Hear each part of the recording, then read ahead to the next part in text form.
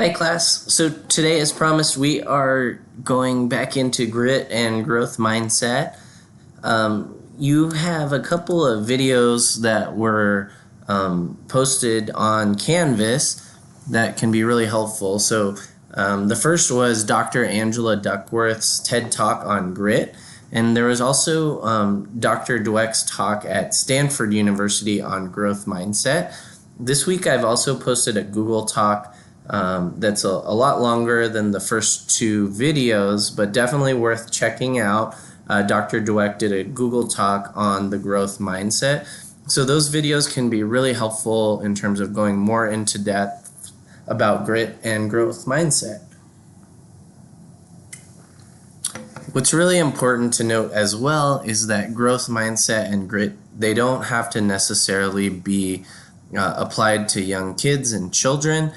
They can actually work for adults like community college students. So we'll start by giving an example of a story of grit. My source for this is the Trained podcast from trainer Ryan Flaherty, who trains world-class athletes and professional athletes. And on Ryan's show in December of 2018, Ryan's guest was Dr. Angela Duckworth, who we know does a lot of research on grit. So one example that they discussed is Deshaun Watson. So Ryan's client is Deshaun Watson, and a lot of people know certain things about Deshaun Watson, like the fact that he was a star quarterback in Georgia, grew up in Gainesville, Georgia, and was a state record holder in yards, touchdowns, and passing. In 2016, Deshaun's Clemson Tigers upset the perennial powerhouse Alabama Crimson Tide in the national championship game. Then he went on to be drafted by the Houston Texans in the NFL draft. A really cool story is Deshaun actually donated a game check to some employees of the Houston Texans, cafeteria workers that were affected by Hurricane Harvey, which is a pretty cool story. But there's a lot that folks don't know about Deshaun. Throughout his time in high school, Deshaun was an honor student, finishing with a 3.8 GPA. He grew up in a single parent household with his mom, and again in Gainesville, Georgia, and housing projects of North Atlanta. During his sophomore year of high school, Deshaun's mom was actually diagnosed with tongue cancer. So even his coaches and teachers had no idea that after practice and after school, Deshaun would work to help his family make ends meet. And this is just such a great example of grit in the fact that, of course, Deshaun Watson is an extremely talented athlete and individual, but he did not get there on talent alone. And I think that's the main thing to take from this is that talent alone or intelligence alone is not the determining factor of you making it and doing well. So Deshaun is a great example of that. And I feel like it really applies to community college students because community college students definitely have more than just school going on in their lives. You know, a lot of you are working and have families, or parents, or care for parents or siblings. And this is a time of year where things can get really difficult and challenging. And I hope that this talk on grit and growth mindset can be helpful and you can apply it to school. So what is grit? By definition, grit is where passion meets perseverance. And again, my source for this is Dr. Angela Duckworth, and I'll give some additional resources for further reading, which you can take a look at. And one of the main things that is emphasized by Dr. Duckworth is that grit can be learned and practiced. So in her TED Talk, you learned about the research she did with elementary school students, right? and you found that IQ, looks, and life circumstances were not the strongest indicators of success and performance. In other words, really it was the student's determination and what one of my colleagues calls stick-to-itiveness that really helped push students through to success. And again, it's really important to try. And what often happens is folks often don't make attempts or try because they have a fear of failure. And many people haven't failed because they haven't tried. And really, with grit and growth mindset, it's really not the fact that one has been successful or folks have failed, but what do you do in situations when you are affected by adversity? Do you give up, or do you stick with it and work at it? Growth mindset was really made popular by Dr. Carol Dweck down the road, Stanford University psychology professor. And what Dr. Dweck tries to emphasize is that most of us are not naturally gifted and talented. Some of us may be that Deshaun Watson talent, but most of us are not. And a lot of what we pick up can be learned and improved and practiced.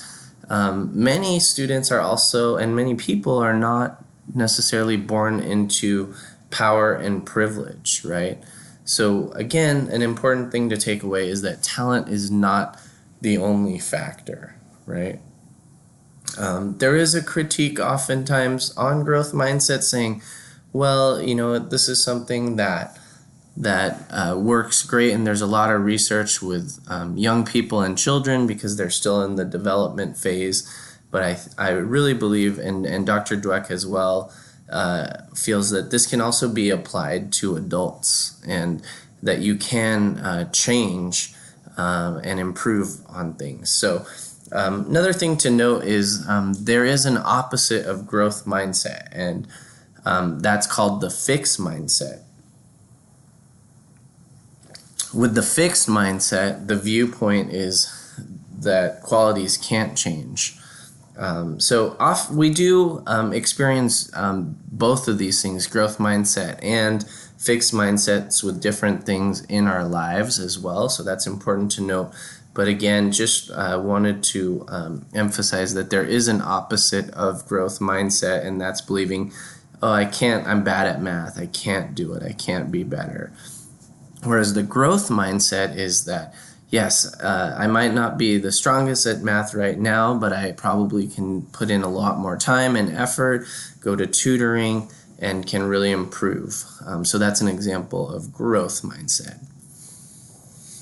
Again, some things to think about, and I always want you to think critically of the things that you're presented in this class and other classes. But our mindsets, beliefs, and behaviors can be influenced by our environments for sure, and the people that we are around. So we don't have as much control over all of these factors, but something that we do have control of is our effort. And again, that stick-to-itiveness, and when we're down or when we fail, how we get up, right? Again, to a certain extent, we can pick who we surround ourselves with, but in other situations, you might not be able to as much. But you really learn the most from grit and growth mindset from times you do not do well. Again, sometimes you learn quite a bit from failure. And really bouncing back from that failure or times you're not as successful as you want to be is an indicator of having grit and applying growth mindset.